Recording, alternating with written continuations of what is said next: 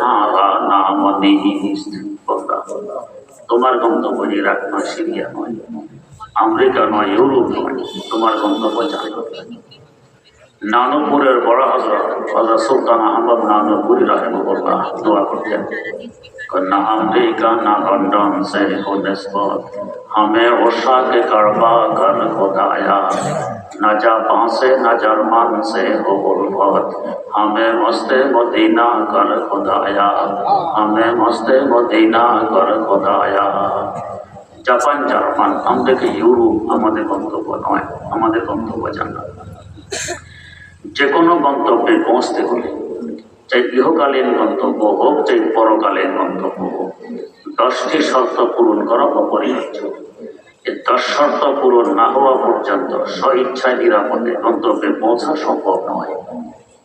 যেমন ধরুন, এখন আমরা আছি উরুপাড়া, মুন্সিরহাট পৌঁছব। এই মুন্সিরহাট পৌঁছতে হলেও আমাকে 10টি শর্ত পূরণ করতে হবে। কি 10 শর্ত? 1 নম্বর, আমার দেহ থাকতে হবে। দেহ যদি না থাকে তো মুন্সিরহাট কি পৌঁছবে? 2 নম্বর, শুধু দেহ থাকা যথেষ্ট নয়, দেহে জানও থাকতে হবে। দেহ আছে জান নেই, দেহ মুর্দা, স্বইচ্ছায় নিরাপদে মুন্সিরহাট পৌঁছতে পারবে না। 3 নম্বর, শুধু জানও যথেষ্ট নয়, শক্তিও থাকা লাগবে। দেহ আছে জান আছে কিন্তু শক্তি নেই, বিছানায় পড়া, এই দেহ স্বইচ্ছায় নিরাপদে মুন্সিরহাট পৌঁছতে পারবে না। 4 নম্বর, শক্তি থাকাও যথেষ্ট নয়, রাস্তাও থাকা লাগবে। রাস্তা না থাকলে মুন্সিরহাট পৌঁছব কিভাবে? 5 নম্বর, শুধু রাস্তাও যথেষ্ট নয়, চোখও থাকতে হবে। চোখ যদি না থাকে, অন্ধ, হাঁটতে গেলে মশার খেয়ে পড়ে পা ভাঙার সম্ভাবনা আছে। মুন্সিরহাটের পরিবর্তে বসতে হবে হাসপাতাল। 6 নম্বর, শুধু চোখও যথেষ্ট নয়, আলো থাকা লাগবে। আলো না থাকলে চোখ অন্ধকারে কাজ করে না, মশার খেয়ে পড়ে পা ভেঙে মুন্সিরহাটের পরিবর্তে হাসপাতালে পৌঁছা লাগতে পারে। 7 নম্বর, আলো থাকলেও হবে না, পথ প্রদর্শকও থাকতে হবে। আমি নিজেও মুন্সিরহাট চিনি না, যে চিনে এমন কোনো লোকও সাথে নেই। এভাবে চলতে গেলে হতে পারে মুন্সিরহাটের পরিবর্তে আমি নাফের বেটুয়া পৌঁছে যাব। 8 নম্বর, পথ প্রদর্শকও যথেষ্ট নয়, প্রতিবন্ধকও না থাকতে হবে। সব আছে, রাস্তায় ব্যারিকেড, প্রতিবন্ধক, কিভাবে মুন্সিরহাট পৌঁছবে? 9 নম্বর, প্রতিবন্ধক না থাকলেও হবে না যে পর্যন্ত নিরাপত্তা না থাকে। রাস্তায় ডাকাত, সন্ত্রাসী, খুনি, এভাবে নিরাপত্তা নেই। মুন্সিরহাট পৌঁছতে গেলে মুন্সিরহাটের পরিবর্তে কবর জগতে পৌঁছা লাগতে পারে। 10 নম্বর, একটা দাম লাগবে মুন্সিরহাট পৌঁছার জন্য, হয় হাঁটা অথবা গাড়ি ব্যবহার করা লাগবে। এই 10টি শর্ত পূরণ করতে পারলে স্বইচ্ছায় নিরাপদে মুন্সিরহাট পৌঁছা যাবে। এবারে আসুন, আমাদের যে মূল গন্তব্য জান্নাত, এই জান্নাতে পৌঁছতে হলেও 10টি শর্ত পূরণ করা লাগবে। 1 নম্বর, দেহ লাগবে। জান্নাতে পৌঁছার দেহ কি? জান্নাতে পৌঁছার দেহ হলো নেক আমল, ওয়া আমিলুস সালিহাত। শুধু আমল যথেষ্ট নয়, আমার আবেগ পূরণ করার নাম হবে আমল। আর আমার আল্লাহর আদেশ, রাসূল আকরাম সাল্লাল্লাহু আলাইহি ওয়াসাল্লামের তরিকা, সাহাবায়ে কেরাম রাদিয়াল্লাহু আনহুমের নমুনায় হলে এটা হয় নেক আমল, এটা জান্নাতে পৌঁছার দেহ। যেমন ধরুন, একটু আগে আমরা এশার ফরজ পড়েছি 4 রাকাত।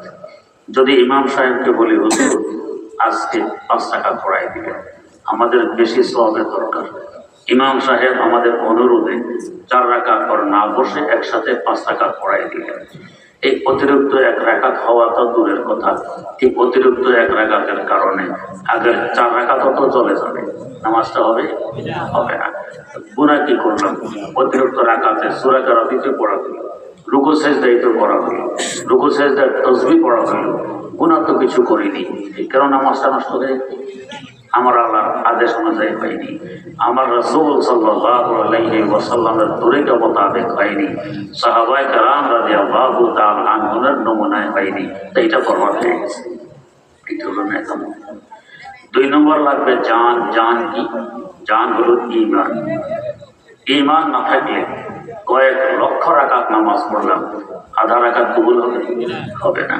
ঈমান নেই, কয়েক মাস যাবত রোজা রাখলাম, আধা পয়সা সওয়াব হবে না। ঈমান হইল মূল, গাছের মূল নেই, গোবর দিয়ে গোবর দিতেছি, সার দিতেছি, পানি ডালতেছি, এ গাছে ফল আসবে?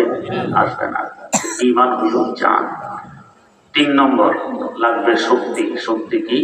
শক্তি হলো এহসান। এহসান কাকে বলে? বুখারী শরীফে প্রসিদ্ধতম হাদিস, হাদিসে জিবরীল। এখানে একদিন হযরত জিবরাইল আমিন আলাইহিস সালাম দরবারে নবুয়তে এসে কয়েকটি প্রশ্ন করলেন।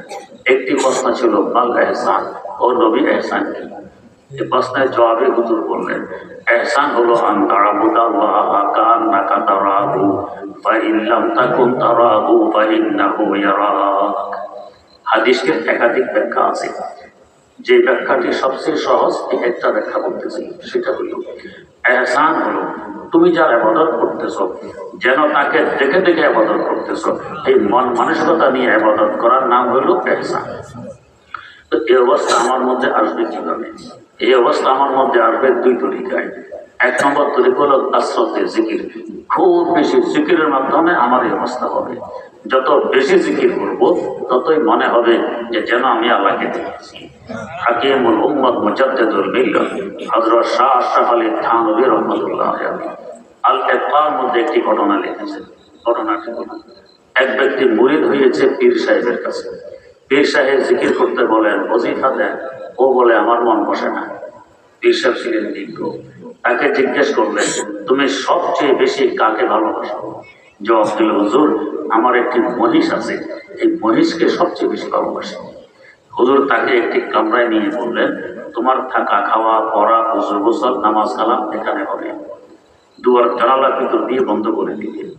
এই নামাজ কালামের বাইরে শুধু একটা কাজ করবা, তোমার মহিষের জিকির করবা, বসে বসে মহিষ মহিষ মহিষ মহিষ এই জিকির, আর কোনো কাজ নেই। আমি যখন বলবো দুয়ার খুলতে তখন খুলবে, এর আগে খুলবে। এই এখন দুয়ার জানালা বন্ধ করে বসে বসে মহিষের জিকির করে, তার কাছে তো ভালোই লাগে। কারণ মান আহাব্বা শাইআন আকসারা যিকরাহু, যে বস্তুকে ভালোবাসে তার জিকির বেশি করে, খুব ভালো। একদিন হুজুর এসে ডাক দিলেন, দুয়ার খোলো, খোলে না। বলতেছেন বারবার খোলে না।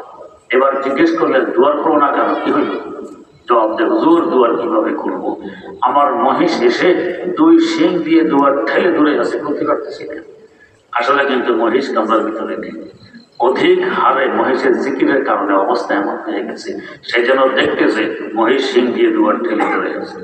দুনিয়ার ক্ষুদ্রতম একটি মাখলুক মহিষ, এটার অধিক হারে জিকির করার যদি প্রভাব হয়, গোটা জগতের সৃষ্টিকর্তা আল্লাহ রাব্বুল আলামিনের জিকির অধিক হারে করলে কি আসরার প্রভাব হবে চিন্তা করুন। তো মনে হবে আমি যেন তাকে দেখেছি। এটা হয়ে গেছে। 2 নম্বর তরিকা, কোনো হক্কানি বুজুর্গের সাথে সম্পর্ক রেখে তার জুতা সোজা করার মাধ্যমে নিজের আমিত্বকে বিসর্জন দিতে পারলে এমন হবে যে আমি যেন তাকে দেখতেছি। তাই বুজুর্গানের দিন বলেন, পর্দা হে হাসতি আগার সুসি বনা রে লাইলা, পর্দা হে হাসতি আগার সুসি বনা রে লাইলা, আজমা বে পর্দা বিনি নূর ইল্লাল্লাহ, আজমা বে পর্দা বিনি নূর ইল্লাল্লাহ। তোমার আমিত্বের পর্দাকে লা ইলাহা আগুন দিয়ে জ্বালিয়ে পুড়িয়ে যখন বর্ষ বানিয়ে দিবে, তখন ইল্লাল্লাহর নূর সামনে বেশি উঠবে। এটা হলো এহসান। তো যদি এই অবস্থা আমার মধ্যে আনতে না পারি, তো নিরাশ হওয়ার প্রয়োজন নেই। আরেকটি অবস্থা আছে, প্রথম অবস্থাকে বলে মকামে শুহুদ, আর দ্বিতীয় অবস্থা মকামে মুরাকাবা। সেটা কি?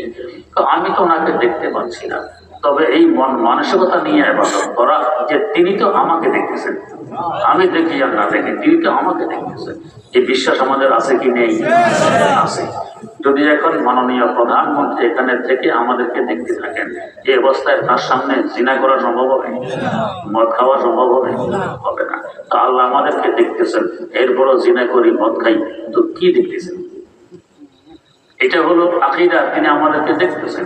এই আকীদাকে বাস্তব ফিল্ডে পরিণত করার নাম হলো এহসান।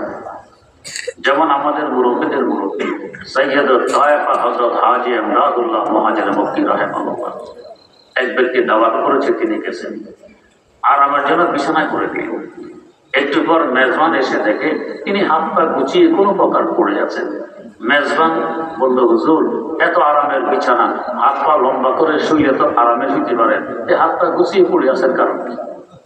জবাব দিলেন, মনিবের সামনে গোলাম কি করে পা লম্বা করে? এতে গোলামে লজ্জা লাগে, শরম লাগে, তাই পারি না।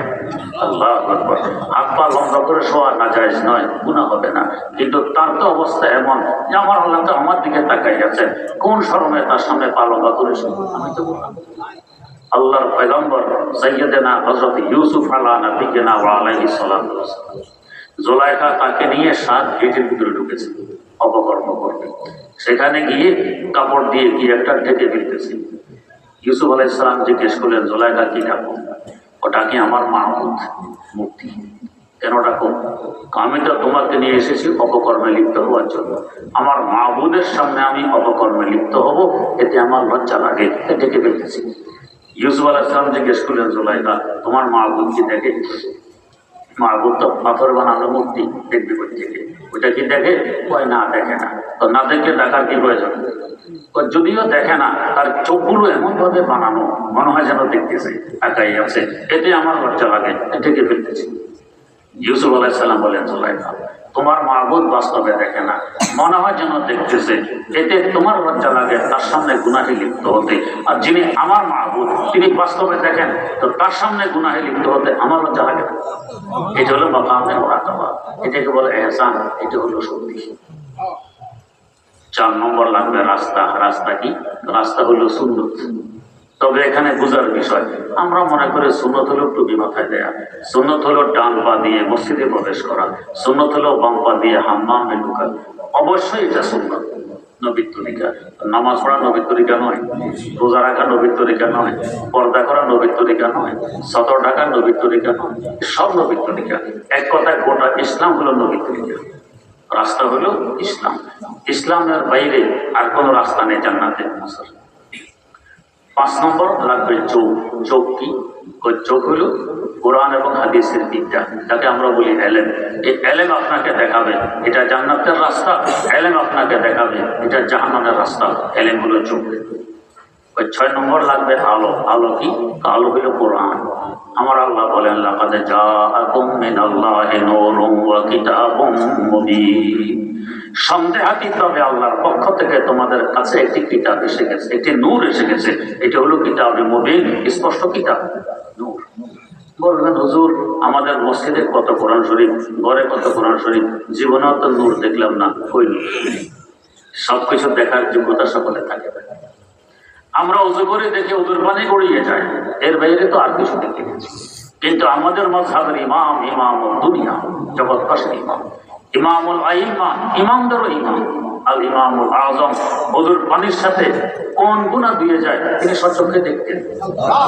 তার পাশে এক ব্যক্তি জিনা করে এসে বসে উজু করছিল, দেখতেছে উজুর পানির সাথে জিনার গুনাহ দিয়ে যাচ্ছে। যুবককে লক্ষ্য করে বললেন, ইয়া শাব তুব আনিজ জিনা, ও যুবক জিনা থেকে তওবা করো। যুবকের তো কম্পন শুরু হওয়ার দশা, আমি জিনা করেছি, হুজুর টের পেলেন কিভাবে? হুজুর তো টের পেয়েছেন তার হুজুর পানি দেখে, আমরা তো দেখি না।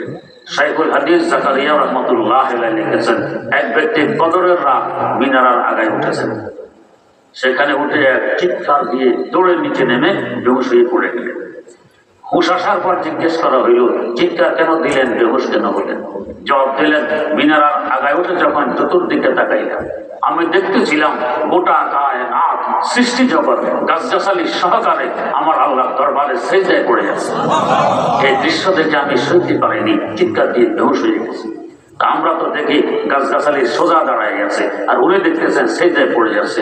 ওই দৃষ্টিশক্তি আমাদের নেই। তাই আল্লাহর এক ওলি বলেছিলেন, তো মেরে নজদীকো হরদম লেকে মাই আন্দা মোপর, তো মেরে নজদীকো হরদম লেকে মাই আন্দা মোপর, বখশ নূরে বসিরত জেসে তু আবে নজর, বখশ নূরে বসিরত জেসে তু আবে নজর। কোরআনের আলো আছে, দেখার মতো যোগ্যতা আমাদের নেই। থাকবো থেকে डॉक्टर इकबाल मरहूमेर भाषाय होती उस रिस्क से मौत अच्छी जिस रिस्क से आती हो परवाज़ में कोताही। আমাদের খাওয়া হারাম, থাকা হারাম, পড়া হারাম, বলা হারাম, শোনা হারাম, দেখা হারাম, ডুবে আছে হারামের ভিতরে, তো দেখবো কোত্থেকে? চোখের জ্যোতি আসবে কোথেকে? না হয় জ্যোতি তো কোরআনে এই পরিমাণ, আলো তো এই পরিমাণ। যারা দেখেন তাদের মধ্যে অন্যতম ইমামুল আসর হযরত শাহ আনোয়ার কাশমিরি রাহিমাহুল্লাহ, তার ভাষায় বলতেছেন, নজমে নজম আসদর বরাত হাসতে পর তর জাফতাব, নজমে নজম আসদর বরাত হাসতে পর তর জাফতাব, হরফে হরফে কুশিফা আসতো খুদা বাহরে রশিদ, হরফে হরফে কুশিফা আসতো খুদা বাহরে রশিদ। তো আমার আল্লাহর পুরা কোরআনের জ্যোতি আর নূর তো পরের কথা, এক একটি অক্ষরে পরিমাণ নূর রয়ে গেছে। যদি আমরা দেখতে পেতাম, আমাদের 20 কোটি বর্গ মাইল আয়তনের পৃথিবী থেকে 13 লক্ষ গুণ বড় বিরাট বিশাল সূর্যকে পর্যন্ত অন্ধকার মনে হতো, এই পরিমাণ কোরআন। 7 নম্বর লাগবে পথ প্রদর্শক। পথ প্রদর্শককে, পথ প্রদর্শক হযরত নবী করিম সাল্লাল্লাহু আলাইহি ওয়াসাল্লাম। একমাত্র তিনি রাস্তা দেখাবেন। বায়েজিদ খান পন্নী রাস্তায় চললেও হবে না, গোলাম আহমদ কাদিয়ানি দেখাইলেও হবে না। রাস্তা দেখাবেন একমাত্র রাসূলুল্লাহ সাল্লাল্লাহু আলাইহি ওয়াসাল্লাম। বলবেন এখন তো তিনি নেই, এখন রাস্তা দেখাবেন কে? তিনি আমাদেরকে সাগরে ভাসিয়ে দিয়ে বিদায় গ্রহণ করেন, প্রতিনিধি নিযুক্ত করে ঘোষণা দিয়ে তারপর বিদায় গ্রহণ করেছেন। বুখারী শরীফে হাদিস পণ্ডিত, তিনি বলে গেছেন, ইন্নাল উলামা ওয়ারাসাতুল আমবিয়া, নিঃসন্দেহে আলেম সমাজ নবীদের উত্তরসূরি, নবীর অবর্তমানে নবীর মিশন এরা চালিয়ে নিবে সামনের দিকে। এদের পরামর্শ নিয়ে চলো, জান্নাতে পৌঁছতে পারবে। এখন যদি বলি হুজুররা কি মুসলিম, তার মানে আলিয়াযুবিল্লাহ, এই কথা শুধু হুজুরের উপরে পড়ে না, এ কথা তোমার নবীর উপরেও গিয়ে পড়ে। তার মানে অবুঝ হুজুরদেরকে প্রতিনিধি নিযুক্ত করে গেলেন, এটা কত বড় বেকুবির কাজ। আলিয়াযুবিল্লাহ। এখন যদি আমাদের মাননীয় প্রধানমন্ত্রী বিদেশ যান, আরেকজনকে দেশ চালানোর জন্য প্রতিনিধি বানাইয়ে, তো আধা ভাবকে বানাইয়ে যান, যার বুদ্ধিশুদ্ধি নেই তাকে বানাইয়ে যান না, খুব বিচক্ষণ একজন ব্যক্তিকে বানাইয়ে যান। আল্লাহ নবীর প্রতিনিধি বানাই গেলেন আলেম সমাজকে, না বুঝি। আর আমরা বলি হুজুররা কি বুঝি? যখন ওয়াজটা পড়ে, টক্কর হয়, মোকাবেলা হয়, তখন বুঝে আসে হুজুররা কি বুঝে। এমনই এক ব্যক্তি হুজুররা কি বুঝে পরীক্ষা করার জন্য আসছে মাদ্রাসায়, যে আপনাদের এই মাদ্রাসার ন্যায় মাদ্রাসায় আসছে পরীক্ষা করেন। ছাত্র শিক্ষককে সামনে বসাইয়া প্রশ্ন করেন, কি প্রশ্ন? আমি 12টা বাজে আমার অফিস থেকে রওনা হলাম, 3টা বাজে তোমাদের মাদ্রাসায় পৌঁছলাম, বলো তো আমার বয়স কত? ক্লাস 3-তে একটি অঙ্ক আছে, পিতা ও পুত্রের বয়সের সমষ্টি 60 বছর, পিতার বয়স 40 হলে পুত্রের বয়স কত? এমন একটি প্রশ্ন করলেন। আমি 12টা বাজে আমার অফিস থেকে রওনা হলাম, 3টা বাজে তোমাদের মাদ্রাসায় পৌঁছলাম, বলো তো আমার বয়স কত? একজন তালিবুল ইলম ছাত্র দাঁড়াই বলতে, স্যার আপনার বয়স 60 বছর। ওই 60 বছর কিভাবে বের করলে? হয় জি জনাব, আমাদের বাড়িতে একজন আদা পাগল আছে, এর বয়স 30 বছর, আপনি যে পুরা, আপনি 60 বছর। না হয় 12টা বাজে অফিস থেকে রওনা হয়ে 3টা বাজে মাদ্রাসায় পৌঁছার সাথে বয়সের কি সম্পর্ক? আমি শিওর আপনি 60। এখন বুঝে আসছে হুজুররা কি বোঝে। নবীর অবর্তমানে রাস্তা দেখাবেন আলেম সমাজ। 8 নম্বর প্রতিবন্ধক না থাকা। প্রতিবন্ধক কি? সেটি হলো হারাম। হারাম কাজ পরিহার করা লাগবে।